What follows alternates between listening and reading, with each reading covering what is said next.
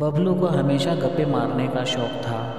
ऐसे ऐसे हाँकते कि बस क्या बताएं। एक दिन कहने लगे, आइसलैंड में बर्फ़ ही बर्फ़ होती है। लोग बर्फ़ के घरों में रहते हैं। वहाँ बर्फ़ की सड़कें, बर्फ़ के सिनेमाघर, बर्फ़ की स्कूल होते हैं।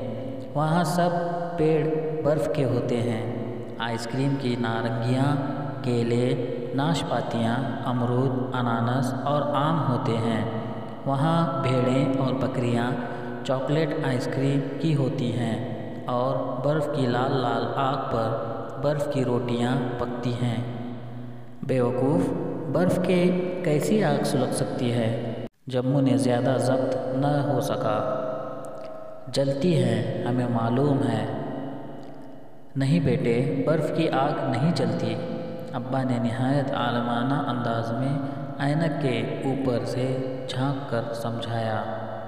नहीं अब्बा, जलती है, बेटे ने बिगड़कर कहा। तुम निहायत बेवकूफ़ हो निरे अहमद, अब्बा ने डांट कर साबित कर दिया कि बबलू कब हाँक रहा है।